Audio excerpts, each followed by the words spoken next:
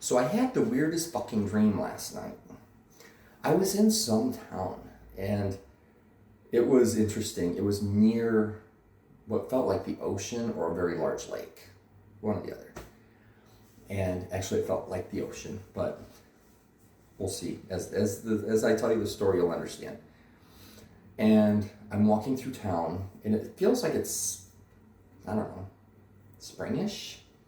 I'm walking through town, and I see my sister Heather, who I have not spoken to in what, 2 years? I think it's been 2 years.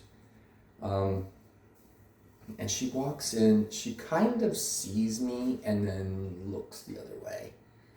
And I just sat there like, okay. And then she's talking to people who I think are either my relatives that I don't talk to either, about I was there. Oh my God, he's here. I don't understand why I have to be in the same town as him, blah, blah, blah. I just sat there like, I see where my subconscious is with these people right now. I'm over them. I have no use for them. They crop up as reminders of pain. And I don't need it. I don't need these reminders. They don't serve me. But she just kind of wandered on, and I went downtown. There was a couple gay bars.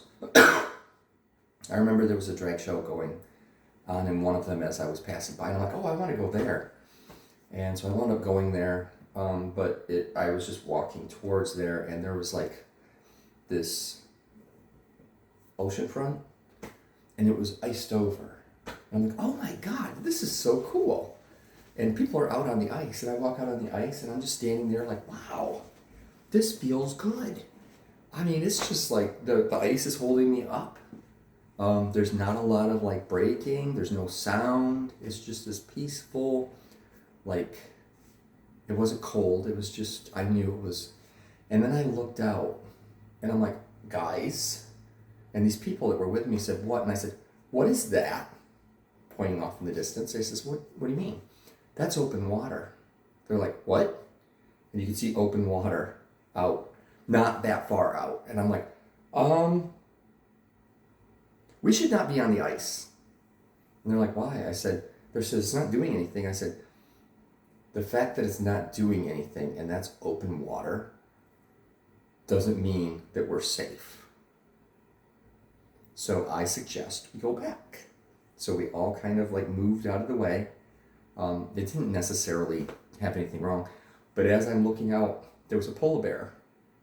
You could see its head in the water as it's moving towards us. And I'm like, that's a polar bear. We need to get the fuck out of here. And there was a lot of other things going on in the background. I have no idea where my dream came from. But it was like there was business things happening and there was work going on and I'm doing all these different things. But it was very peaceful, except for my sister showing up. And that was just like this. We were people that once were forced to live together and forced to, unite as units against that's what I'm looking for. The adults in the household that had you didn't understand where they were coming from. There was no rhyme or reason to what their emotions were doing. So you just kind of like gave up and then you just start clinging as groups. And I became very independent then.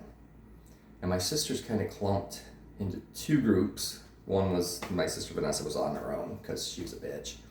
But the other two, Valerie and Heather, kind of like, and Valerie took care of Heather. And then when Heather was just trying to figure her own shit out and she had all this shit that came from my two sisters, and probably a little bit from me, when she was in high school, it was just like, so she got screwed.